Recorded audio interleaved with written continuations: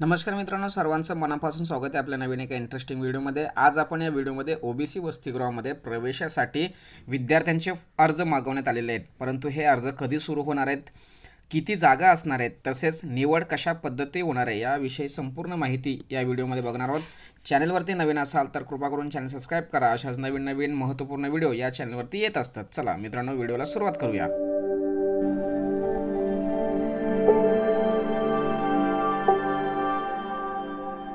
OBC वसतिगृहामध्ये प्रवेश घेण्याचा मार्ग आता मोकळा झाला आहे। 5 मार्चपर्यंत हे अर्ज मागवण्यात येणार आहेत। विद्यार्थ्यांकडून विविध नमुन्याच्या ऑनलाईन पद्धतीने अर्ज स्वीकारले जाणार आहेत।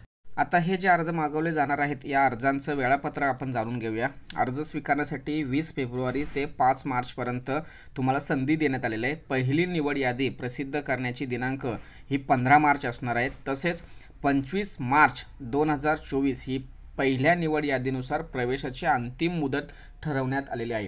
दुसऱ्या यादीमधील विद्यार्थ्यांची निवड यादी प्रसिद्ध करण्याची 28 मार्च ही दिनांक ठरवण्यात आलेले आहे। तसेच दुसऱ्या यादीतील विद्यार्थ्यांना प्रवेश देणे ही 5 एप्रिलपर्यंत देण्यात आले। 5 एप्रिलपर्यंत सर्व विद्यार्थ्यांचे यादी जाहीर करण्याची अट या ठिकाणी सांगण्यात आलेली आहे।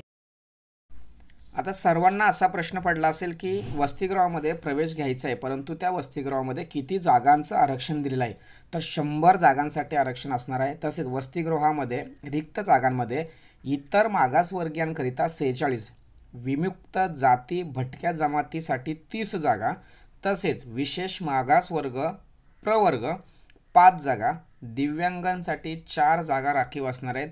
तसेच अनाथ जी मुलं असतात, मुली किंवा मुलं, यासाठी 2 जागा रिक्त असणार आहेत। तसेच आर्थिक मागास प्रवर्गासाठी 3, तर खास बाबींसाठी असे 10, अशा प्रत्येक वसतिगृहामध्ये 100 जागा ह्या रिक्त ठेवण्यात आलेल्या आहेत। म्हणजेच तुम्हाला 100 जागांमध्ये हे आरक्षण डिवाइड केलेले आहे।